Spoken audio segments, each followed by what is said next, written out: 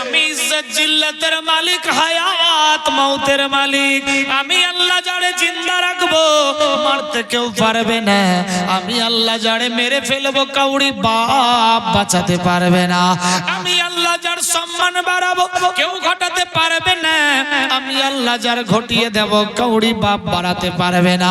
এ বিরাদার বন্ধুগান, হযরত কাবিলের সঙ্গে জন্ম হয়েছিল আকলিমার, আর হযরত হাবিলের সঙ্গে জন্ম হয়েছিল গজার। আল্লাহু আকবার, আল্লাহু আকবার। এই রকম এক এক বেটা এক এক বেটি এক একবার জন্ম হতে লাগলো। কিতাব লেখে বিরাদার আমার আল্লাহ পাক রব্বুল ইজ্জত বাবা আদম মা হাওয়ার সাংসারিক জীবন চলতে লাগলো, মোহাব্বতে ভরপুর হতে লাগলো। আল্লাহু আকবার, আল্লাহু আকবার। বেটা বেটিরা জওয়ান হয়ে আসতে লাগলো। আমার আল্লাহ বলে জিবরাইল যাও রে আমার আদমকে গিয়ে বলো, আদমী রে তোমার বেটা বেটিদের বিবাহের বন্দোবস্ত করো। হযরত আদম নবীর কাছে ওহী নাজিল হলো, হে আদম তোমার বেটা বেটিদের বিবাহ দিয়ে দাও। হযরত আদম নবী চমকে গেলেন, আমি কার সঙ্গে কার বিবাহ দেব? আমার তো বেটা বেটি সবগুলাই নিজের নিজের বেটা বেটিদের মধ্যে কেমনে বিবাহ দেব? আমার আল্লাহ বললেন জিবরাইল যাও যাও যাও, যেই দুই বেটা বেটি আগে হয়েছে, যেই দুই বেটা বেটি পরে হয়েছে, পরের বেটা আগের বেটি, আগের বেটা পরের বেটি, মানে ওইবারের বেটার সঙ্গে এইবারের বেটি, এইবারের বেটির সঙ্গে ওইবারের বেটার বিবাহ দিতে বলো। আল্লাহু আকবার, আল্লাহু আকবার। যেই বেটা বেটি একসঙ্গে হলো আকলিমা আর হয়ে গেল আপনার কাবিল, হাবিল আর গজা, আল্লাহর তরফ থেকে অর্ডার হলো হাবিলের সঙ্গে আকলিমার বিবাহ দিয়ে দে আর কাবিলের সঙ্গে গজার দিয়ে দে। ভাষা বুঝতে পারলেন? ওইবারের বেটা এইবারের বেটি, মানে দুই বেটা বেটি একসঙ্গে হয়েছে, তো একসঙ্গের বেটা বেটির বিবাহ তো হবে না, আলাদা আলাদা করতে হবে। এখনকার মতো তো নাই যে বিতলের বিহা দিনও যায় না, ভাগলপুর আর ভাগলবারের দিনও অন্য ঠিক।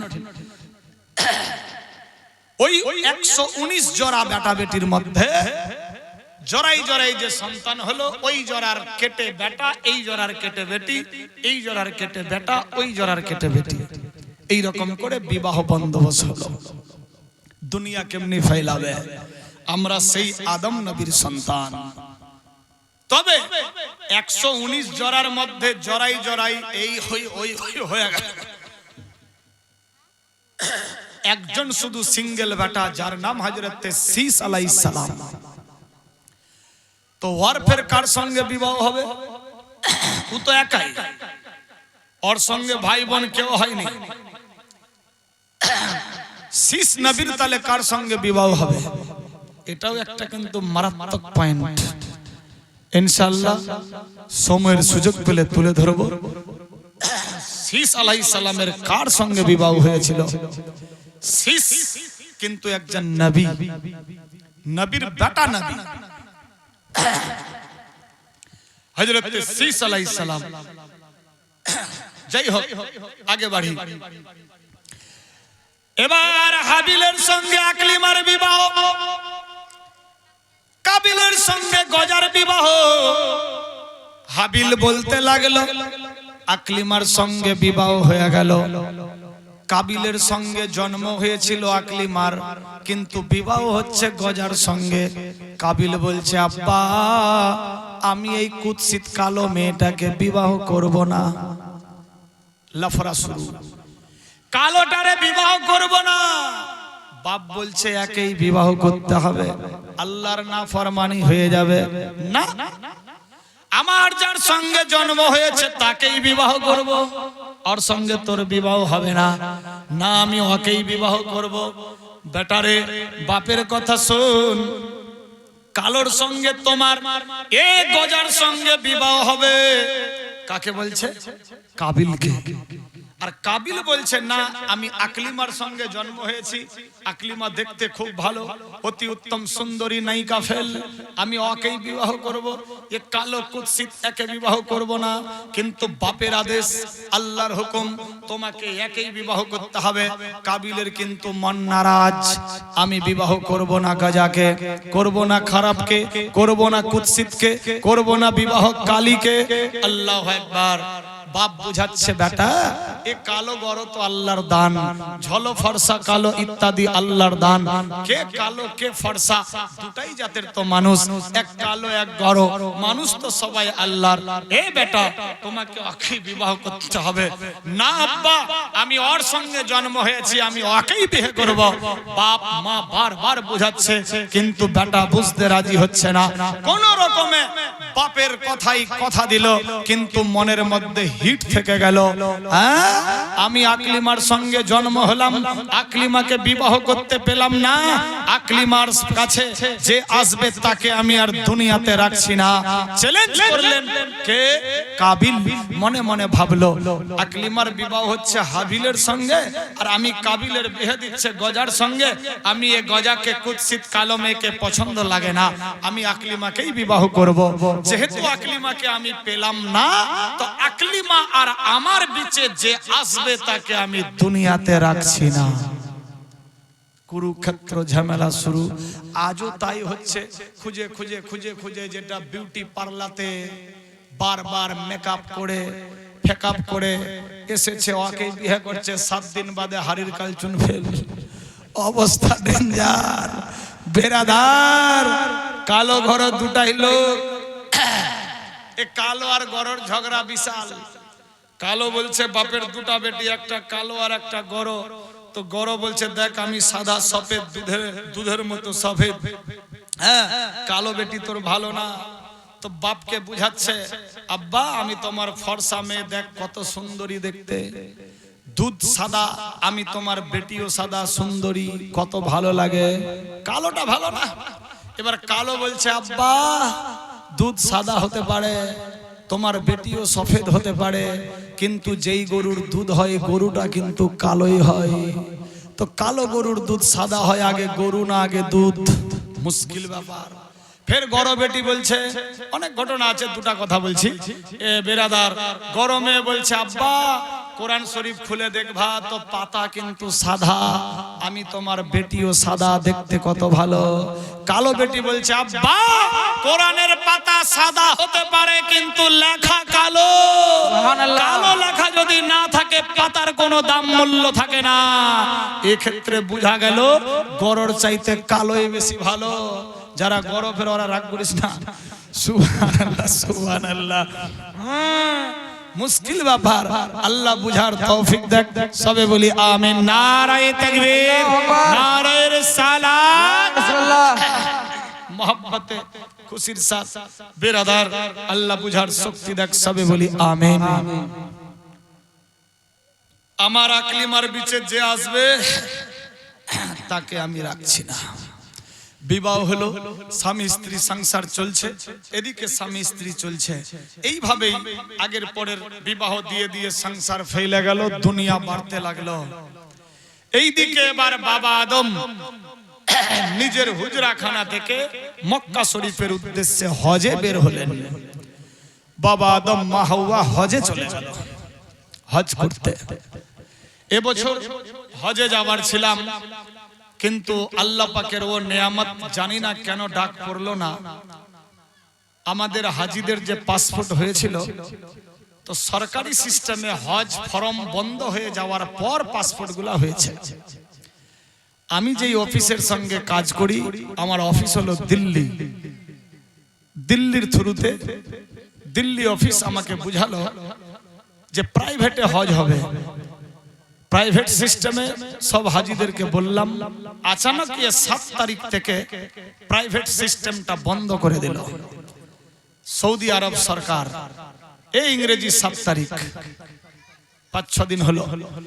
এই 7 তারিখ থেকে সৌদি গভর্নমেন্ট এলান দিল 13 বছরের নিচা ছেলে মেয়ে হজে যেতে পাবে না, 65 বছরের উপরে বৃদ্ধ মানুষ হজে যেতে পাবে না। কার? প্রাইভেটে যারা যাচ্ছে, সরকারির সঙ্গে প্রাইভেটের কোনো সম্পর্ক নাই।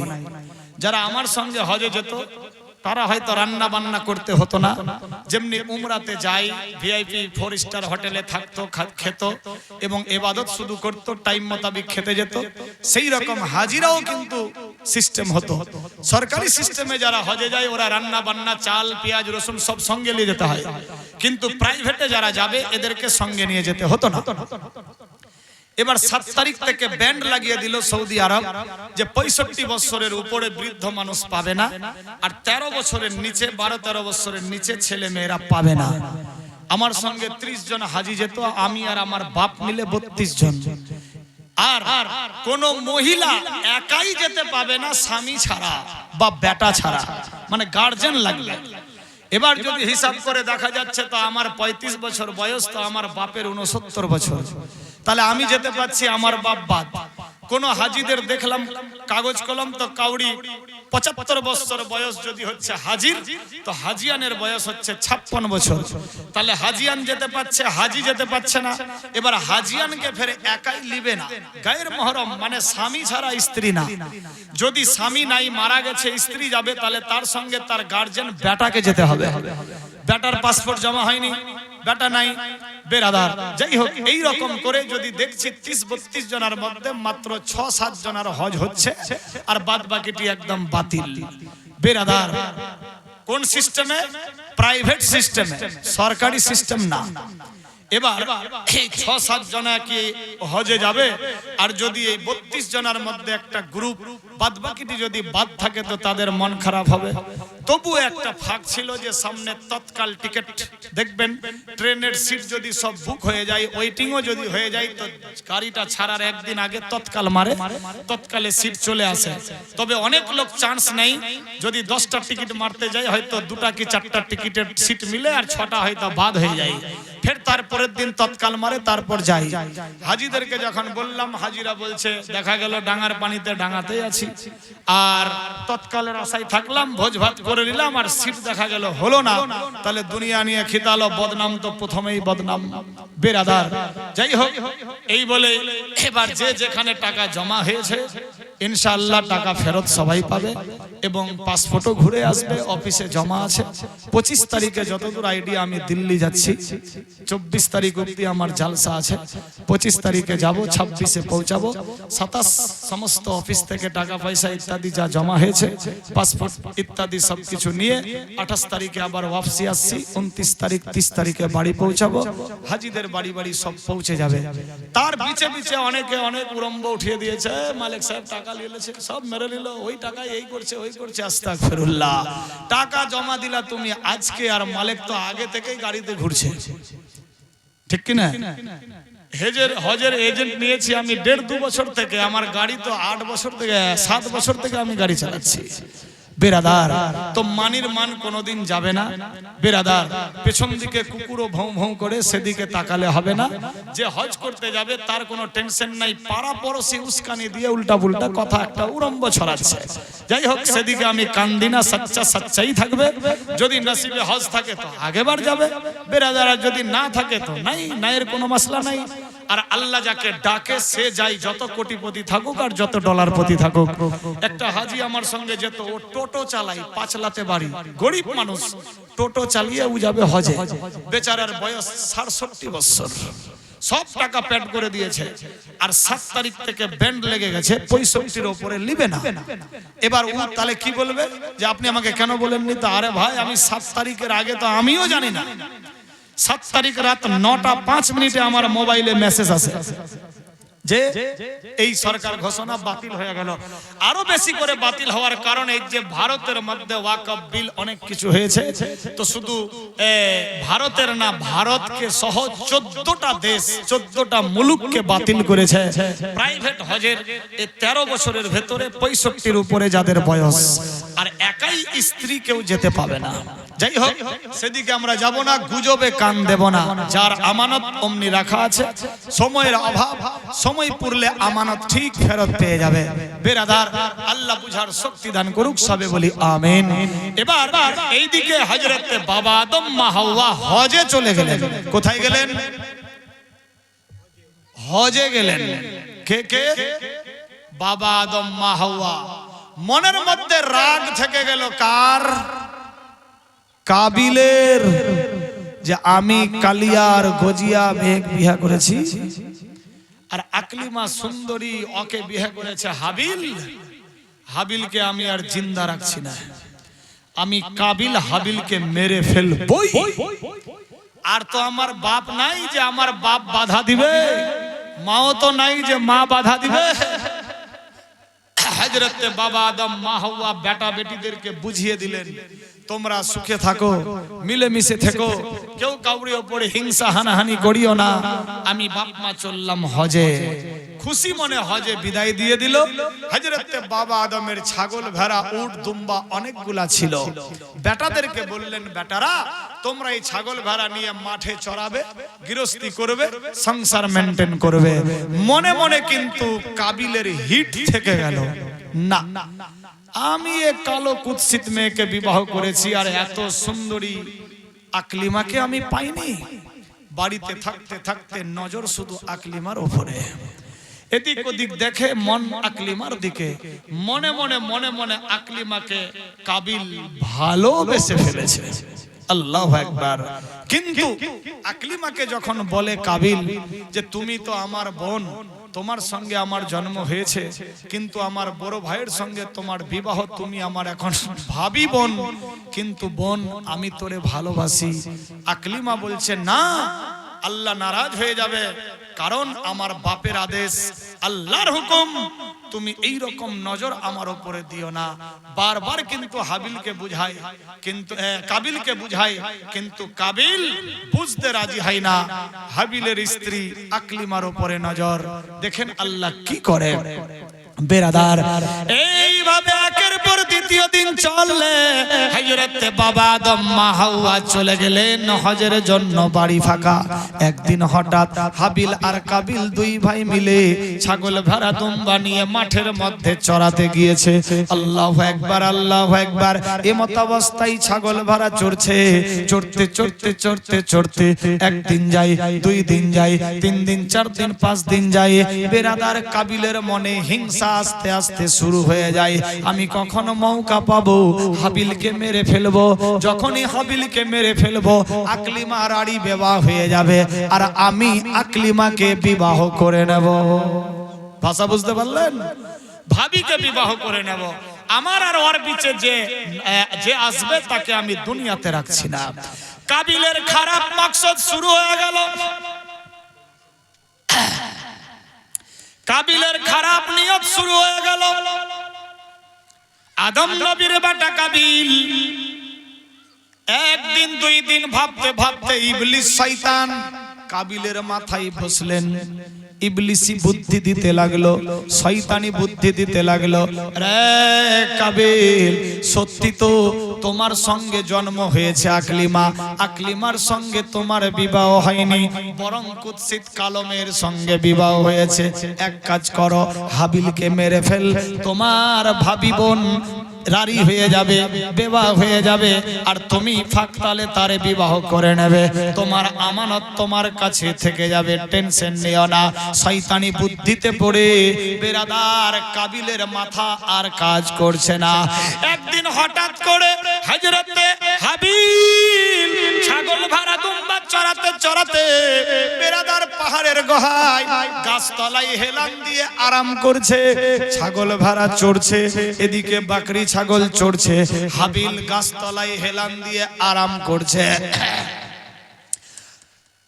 আরাম করতে করতে আচানক ঘুমিয়ে পড়েছে। ইবলিস শয়তান কাবিলকে গিয়ে বুদ্ধি দিতে লাগলো, কাবিলি রে, আজকেই মৌকা আছে, তোমার ভাই দেখ ঘুমিয়ে আছে। এই যে সামনে বিশাল বড় একটা পাথর, এই পাথর তুমি নিয়ে যাও, তোমার ভাই একদম শুয়ে আছে। এ পাথরের বাড়ি গিয়ে মারবা মাথায় বাড়ি, তোমার ভাই মরে যাবে, আর তোমার ভাবি তোমার হয়ে যাবে। আল্লাহু আকবার, আল্লাহু আকবার। অন্য এক রাইটার লিখেছে, না না না বেরাদার বন্ধুগান, কাবিল আর হাবিল মাঠের মধ্যে গিয়েছে, পাহাড়ের উপরে দুই ভাই মিলে চলাফেরা করছে। পাহাড়ের কিনারায় হাবিল গিয়ে দাঁড়িয়েছে। শয়তান বুদ্ধি দিতে লাগলো কাবিলকে, রে কাবিল দেখ এত বড় উঁচু পাহাড়ের ওপরে তোমার ভাই দাঁড়িয়ে আছে, তুই পেছন দিক থেকে ধাক্কা মেরে দে, তোমার ভাই হাবিল পড়ে যাবে, পাহাড়ের ওপর থেকে যখন নিচে পড়বে ও মরে যাবে আর জিন্দা থাকবে না। যখনই মরে যাবে তোমার ভাবির আরই বিবাহ হয়ে যাবে, তুমি তোমার বোন ভাবির সঙ্গে নেকাহ করে নিবা। যেখানে দুই রকম রাইটার দু রকম লিখেছে, সে পাহাড়ের ওপর থেকে ধাক্কা মেরে হোক কিংবা পাথর মেরে হোক, যেমনি করে হোক। আল্লাহু আকবার, আল্লাহু আকবার। সত্যিকারী একদিন হাবিল গাছতলায় বিভোর ঘুমে আরাম করছে, শুয়ে আছে, শয়তানি ওয়াসওয়াসায় পড়ে, শয়তানি বুদ্ধিতে পড়ে। কাবিল দেরি করলো না, হাতের মধ্যে বিশাল বড় পাথর নিয়ে হাবিলের সিনা বরাবর পাথর মারলো। যখনই বিশাল বড় ওজনদার পাথর মারলো সিনাই, সিনা দেবে ফেটে গেল। কোন রাইটার লিখেছে না না, বিশাল বড় পাথর নিয়ে যখন হাবিলের মাথায় মারলো, হাবিলের মাথা ফেটে গেল, সঙ্গে সঙ্গে হাবিলের মৌত হয়ে গেল। ইন্না লিল্লাহি ওয়া ইন্না ইলাইহি রাজিউন। আল্লাহুম্মা সাল্লি আলা সাইয়্যিদিনা মাওলানা মুহাম্মদ ওয়া আলা আলি সাইয়্যিদিনা মাওলানা মুহাম্মদ সাল্লাল্লাহু আলাইহি সাল্লাম। সাজিদ ভাই ছোট্ট ওর মা দিয়েছে 100 টাকা, আল্লাহ কবুল করো। কাবিল মারলেন পাথরের বাড়ি, হাবিল ইন্তেকাল হয়ে গেল, মারা পড়ে গেল। যখনই হাবিল মারা গেল, কাবিলের দিমাগ আর কাজ করছে না, আমি কি ভুল করলাম, শয়তান উতরে গেল। আজও দেখবেন পিয়ে পায়ে মাতলামি টাতলামি করে, যখনই ওর নিশা শেষ তখন বলে আমি কি ভুল করেছিলাম রে, আমার তো নিশাই কথা বলছিল। তো ওই রকম শয়তান ওপরে সাওয়ারি হয়ে হাবিলকে মেরে দিল, শয়তান ছেড়ে চলে গেল। কাবিল টেনশনে পড়ে গেল, আমার বড় ভাই শেষ। আল্লাহু আকবার, আমি কি করলাম, কি ভুল করলাম, কি করব এখন, কি জবাব দেব, দেশের মানুষকে কি বলে বুঝাবো। আল্লাহু আকবার। ইবলিস শয়তান মানুষ রূপ সে যে এবার বুদ্ধি দিচ্ছে, শোনো তুমি টেনশন কেন নিচ্ছ, তুমি তোমার ভাইয়ের কাপড় চোপড়গুলা খুলে নাও, আর মাথা ফেটে রক্ত বয়ে গেছে ওই রক্ততে মেখে দাও, আর মেখে নিয়ে কাপড়গুলা রেখে দিবা। তোমার বাপ মা যখন হজ করে আসবে তুমি বলবা তোমার বেটা হাবিলকে বাঘে ধরে খেয়ে নিয়েছে, দেখবা কাপড়গুলা দেখাবা, তোমার বাপ মা বিশ্বাস করবে, তাহলে তোকে খারাপ আর ভাববে না, তোমার সঙ্গে আকলিমার বিবাহ দিয়ে দেবে। আর যদি বলো আমি মার্ডার করেছি, তাহলে তো তোর বাপ মা আরো রেগে ফায়ার হয়ে যাবে, বিবাহ দিবেই না, আকলিমাও বিবাহ করবে না। এটাই আছে তোমার বুঝাবার একটা রাস্তা। দেখেন ইবলিস শয়তান কি না করতে পারে, ও তো পাওয়ার চেয়ে নিয়েছে। বেরাদার আমার আল্লাহর হুকুম হয়ে গেল, তাই করলেন। কাপড় কিছু খুলে নিলেন, রক্ত মাখিয়ে পুটলি বেঁধে নিলেন। আল্লাহু আকবার, আল্লাহু আকবার। দিমাগ কাজ করছে না, কি ভুল করলাম, আমার হাবিল ভাইকে মেরে ফেললাম। আল্লাহ গো, আমি বাপেরে কি জবাব দেব, মাকে কি জবাব দেব, যদি জানতে পারে আমি মার্ডার কেসের আসামি, আকলিমা তো আমারে আর ভালোবাসবে না, বিবাহ করবে না। আল্লাহু আকবার। বাপও আমারে নফরত করবে, জায়দাদ থেকে বাতিল করে দেবে, ত্যায্য পুত্র করে দেবে। না না না, আমি কি ভুল করলাম, কি করব, বুদ্ধি চলে আসলো, শয়তানি বুদ্ধি, বাঘের কথা মনে পড়ে গেল। ঠিক আছে, কিন্তু আমার ভাইজানকে তো দাফন করতে হবে, কেমন করে দাফন করব, যদি বাঘ ভাল্লুক বেরিয়ে আসে আমার ভাই হাবিলকে খেয়ে নেবে। না না না, আমার ভাইজানকে দাফন করতে হবে। কেমনি দাফন করব, কোথায় নিয়ে যাব, কেমন ভাবে কি করব? বেরাদার কাবিলের মাথা ঠিক আর নাই, ভালো কি করবে এই রকম ভাবনা চিন্তা নিয়ে ভুলের ক্ষমা চাইতে লাগলো আল্লাহর কাছে। আমার আল্লাহ বলে, জিবরিল রে দেখ আমি আল্লাহ কেমনে দুনিয়াকে প্রচার দিলাম, ফাইলালাম, দেখ আমি আল্লাহ কি করতে পারি। কাবিলের মস্তিষ্ক ঠিক নাই, কেঁদে কেঁদে হয়রান হয়ে যাচ্ছে। আল্লাহ আমার গাজাই ভালো ছিল, কেন আমি আমার ভাইকে মারলাম? মাবুদি গো, নিশা উতরে গেলে যেটা হয়, আল্লাহু আকবার আল্লাহু আকবার, ভাবনার ধারা বাড়তে লাগলো। বেরাদার চোখ বন্ধ হচ্ছে না, খাওয়া দাওয়াই মন লাগছে না। 2-4-5 ঘন্টা পেরিয়ে গেল, সন্ধ্যা হয়ে আসতে লাগলো। মনে ভাবছে আল্লাহ ছাগল বেড়া দুম্বা বাড়ি চলে গেছে, বাড়ির বিবিরা বলবে কই ওই ভাইরা, যদি জানতে পারে আমি মেরেছি বাড়িতে হিংসা হানান শুরু হয়ে যাবে, টেনশন হয়ে যাবে। না না না, ব্যবস্থা নিতে হবে। ভাবনা চিন্তা নিয়ে কেঁদে কেঁদে কাবিল দোয়া করতে লাগলো, আল্লাহ গো আমার ভাই হাবিলের ব্যবস্থা করে দাও, ব্যবস্থা করে দাও। আল্লাহ আমি কেমন ভাবে আমার ভাইয়ের কি করব, কোথায় কি করব? নদীতে ভাসিয়ে দেব, না উপর থেকে ফেলে দেব, না জঙ্গল ঝাড়ে দিয়ে দেব? এই আল্লাহ কি করব? আমার আল্লাহ বলে, জিবরাইল আমি আল্লাহ যাহা জানি তোমরা তা কিছুই জানো না। এই জিবরাইল জান্নাত থেকে 2টা কাক ছেড়ে দে, কাক yani কৌয়া, 2টা কৌয়া ছেড়ে দে। একটা ভালো তন্দুরুস্ত হুষ্টপুষ্ট শক্তি সাহস, আর একটা রোগাটে বেমারি কৌয়া yani কাক ছেড়ে দে। এ কালা 2 কৌয়া দৌড়াতে উড়াতে উড়াতে উড়াতে বেরাদার কাবিলের সামনে চলে এসেছে। বেরাদার দূর থেকে কাবিল দেখছে 2টা কাক পাখি উড়ে এসেছে, 2টা কাক উড়ে এসে কা কা করে আওয়াজ দেয়। আল্লাহু আকবার। পারছে হাবিল ভাই মরা, কাপড় দিয়ে ঢাকা, কাবিল বসে আছে, সামনে 2টা কাক উড়ে এসে হাজির হয়ে গেল। যেটা তাজা তন্দুরুস্ত হুষ্টপুষ্ট কাক ছিল, ওই কাকটা বেমারি কাকটাকে ঠোকরাতে ঠোকরাতে ঠোকরাতে বেমারি কাকটাকে মেরে ফেললো। আল্লাহু আকবার। কাবিল কিন্তু সবকিছু দেখছে, ব্যাপার কি? 2টা কাক উড়ে আসলো, একটা ভালো আর একটা বেমারি। ভালো হুষ্টপুষ্ট কাকটা বেমারি কাকটাকে ঠোকরাতে ঠোকরাতে মেরে ফেললো। তারপর আল্লাহ পাক সিস্টেম করলেন, দেখেন বুঝার জন্য দুনিয়া কিভাবে ফেলালো, কিভাবে সৃষ্টি হলো। বেমারি কাকটা মারা গেল, যেটা ভালো কাক, এই কাকটা হোড় দিয়ে নিজের পা দিয়ে মাটি খুঁড়তে লাগলো। মাটি খুঁড়তে খুঁড়তে একটা গর্ত করে দিল, গর্ত হয়ে গেল। কাবিল দেখতে আছে কি করে জিন্দা কাকটা, গর্ত হয়ে গেল। গর্ত হয়ে যাওয়ার পরে জিন্দা কাকটা মুর্দা কাকটাকে ঠোঁট দিয়ে ডানা দিয়ে পা দিয়ে টানতে টানতে নিয়ে এসে গর্তের মধ্যে ফেলে দিল।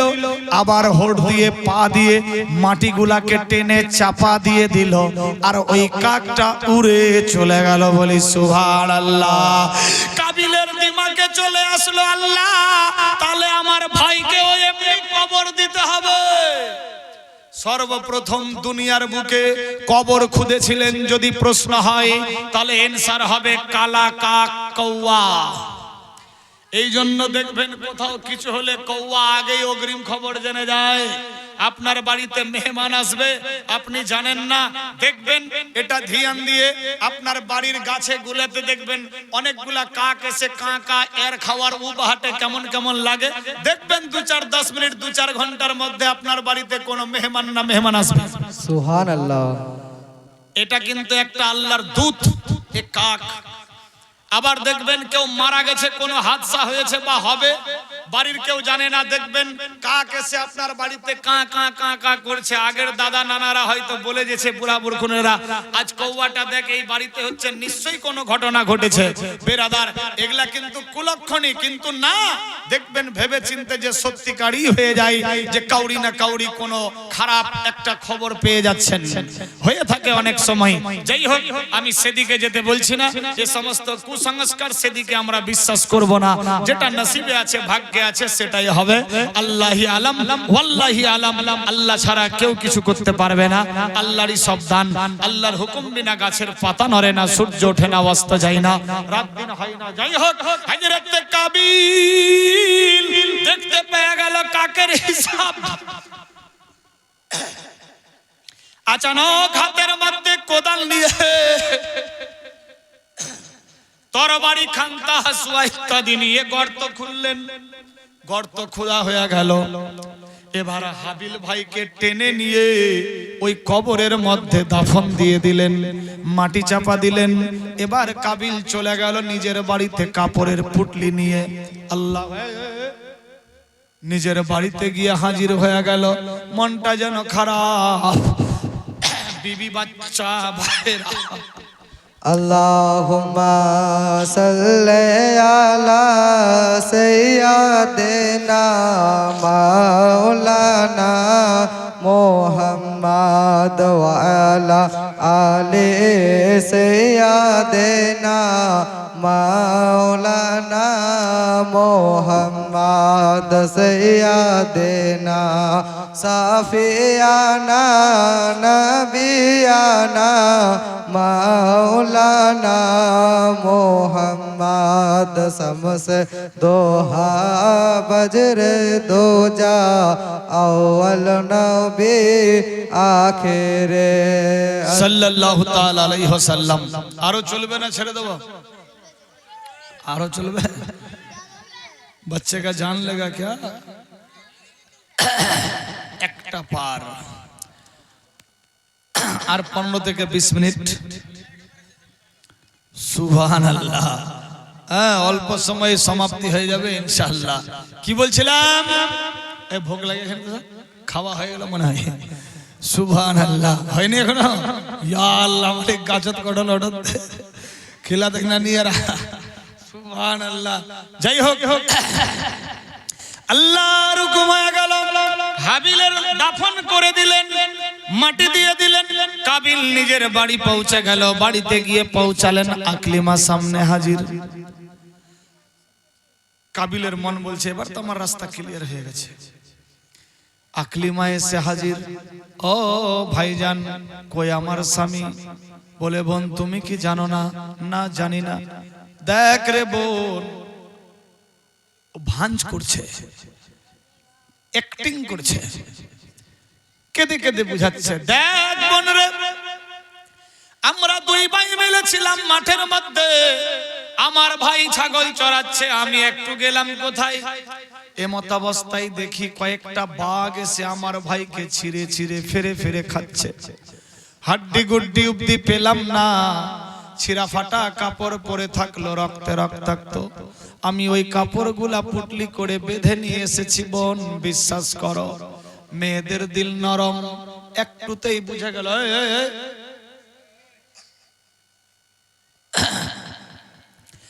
দিল নরম, একটুতেই বুঝে গেল।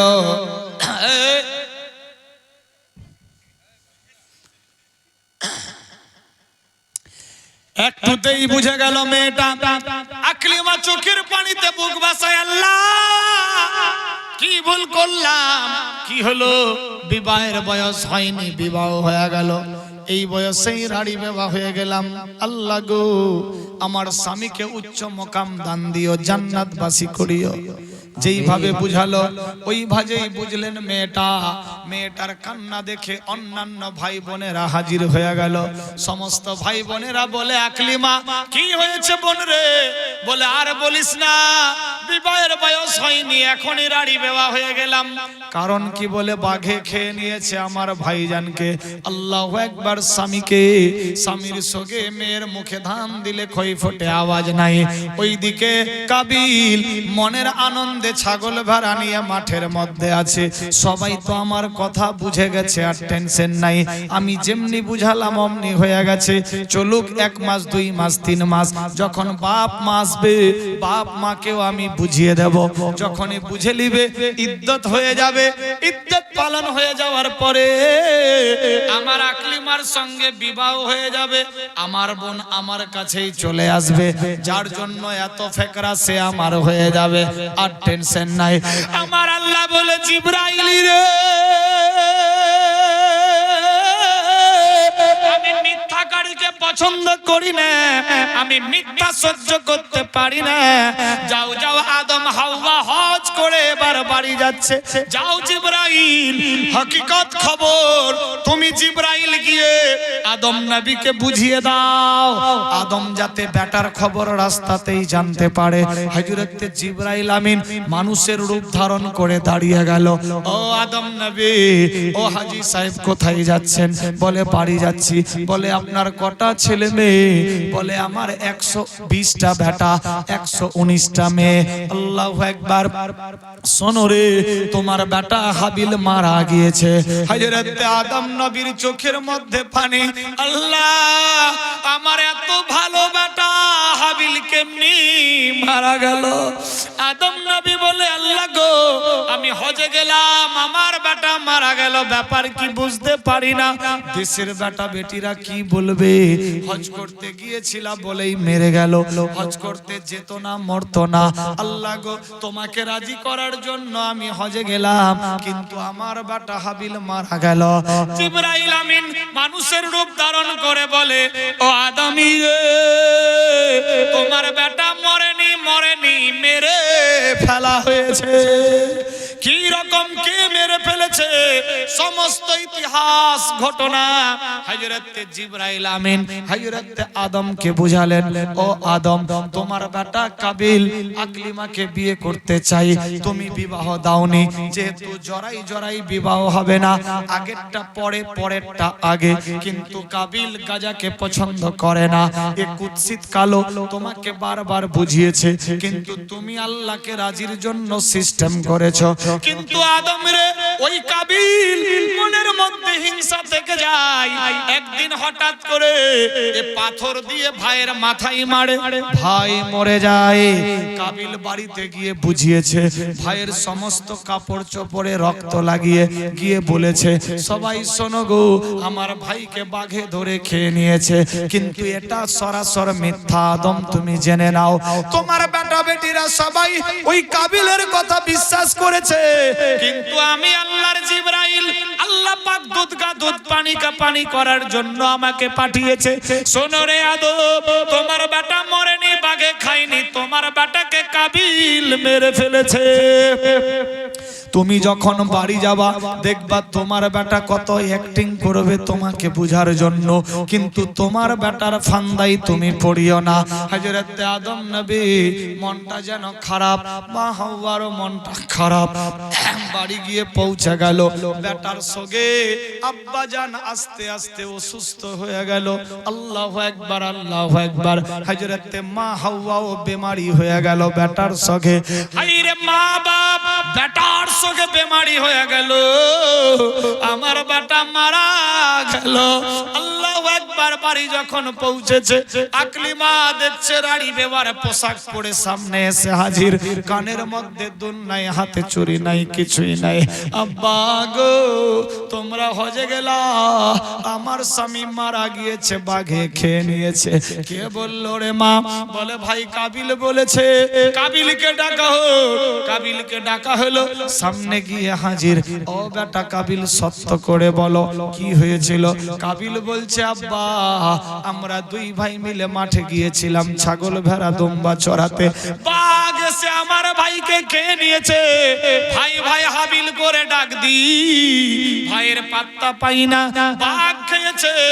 এত রে হাকাই হাকে না, ভাইয়ের কোনো পাত্তা নাই। কাপড় চোপড় রক্ত মাখা পড়ে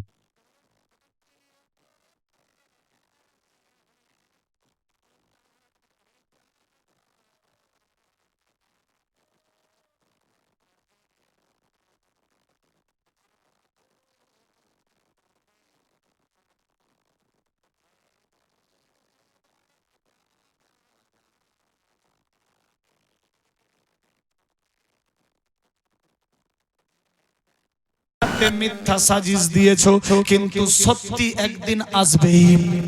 আল্লাহ পাক রব্বুল ইজ্জত জিবরাইল মারফত আমাকে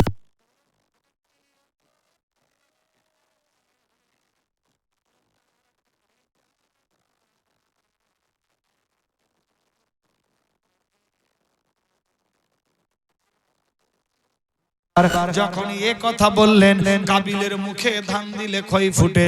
কাবিল কিছু কথা বলতে পারছে না। আমার হযরতে আদম কাবিলকে ত্যায্য পুত্র করে দিলেন। যার নাম খারাপ, তোমার এই নিয়ত আল্লাহ কামিয়াব করবে না। আমার বেটি আকলিমা আমার বাড়িতেই থাকবে। তুমি একজন মার্ডার কেসের আসামি, তুমি তোমার ভাইকে মেরে দিয়েছো। আল্লাহু আকবার, আল্লাহু আকবার। বিরাদার বন্ধুগান, কাবিলকে বাপ দেখতে পারে না, মাও দেখতে পারে না, বেটাকে হত্যা করেছে। বেটার সঙ্গে বাপ মায়ের অসুস্থ হয়ে গেল। এত অসুস্থ হয়েছে, বেটার জন্য কাঁদতে আসে। আল্লাহ, আমার বেটা হাবিল এত ভালো ছিল, কোনো রাগ গোসা ছিল না। আমার এতগুলা বেটার মধ্যে হাবিল সুন্দর ছিল, বাপের কথা কাটতো না, খুব ভালো ছিল। এই বেটার সঙ্গে আস্তে আস্তে বাপ বেমারি হয়ে গেল। বেরাদার ডাক্তার কবিরাজ হাকিম বুদ্ধি দেখাই, ট্রিটমেন্ট আর হয় না, বাপের অসুখ ছুটে না। একদিন হঠাৎ করে, অনেক লম্বা ঘটনা আছে, শর্টকাট করছি। হযরতে আদম নবী বললেন, ও বেটারা, তোমরা আমার কাছে থেকো না। যাদের যাদের সঙ্গে যার বিবাহ হয়েছে, চলে যাও ওই দেশে গিয়ে থেকো। ওইখানে গিয়ে তোমরা বাড়ি ঘর বানাও, সংসার বানাও। ওই দেশে যাও, ওই দেশে যাও। এই রকম করে করে এক একটা বেটাকে এক এক দেশে পাঠিয়ে দিল। আজও দেখবেন পৃথিবীতে 100 কতটা দেশ। বেরাদার বন্ধুগান, 119টা দেশ ছিল সর্বপ্রথম। কারণ 119টা বেটা হযরতে আদম নবীর এক এক দেশে এক এক নবীকে পাঠিয়েছে, এক এক দেশে এক এক বেটাকে পাঠিয়েছে। এই জন্য 119টা দেশ। আল্লাহু আকবার। বর্তমানে মনে হয় 257 না 157টা দেশ। বিরাদার, এই দেশগুলাকে ভাগ করে করে আবার ছোট ছোট ছোট ছোট দেশ হয়েছে। কিন্তু সর্বপ্রথম যতগুলা বেটা ছিল, যতগুলা বেটি ছিল, এক এক বেটা বেটির বিবাহ দিয়ে এক এক জায়গাতে পাঠিয়ে যে যার নামে ছিল তার তার নামেই দেশ গড়ে উঠেছে। আল্লাহুম্মা সাল্লি আলা সাইয়্যিদিনা মাওলানা মুহাম্মদ ওয়া আলা আলি সাইয়্যিদিনা মাওলানা মুহাম্মদ সাল্লাল্লাহু আলাইহি সাল্লাম। আরো চলবে, আরো। সুবহানাল্লাহ। চার্জ শেষ তো চার্জ করবো তো 500 টাকা করে টাকা দেখো। সুবহানাল্লাহ। ওই আমার কাকা নিয়ে আসছে। সুবহানাল্লাহ। যাই হোক, কেউ আছে যে 500 দেবেন কি 200, 100 কি 50, 10, 20, 25, 50 কেজি ধান হতে পারে। আমার জাকের কাকা, সুবহানাল্লাহ, জনাব জাকির হোসেন সাহেব বিতলে বাড়ি, 50 টাকা 200 টাকা।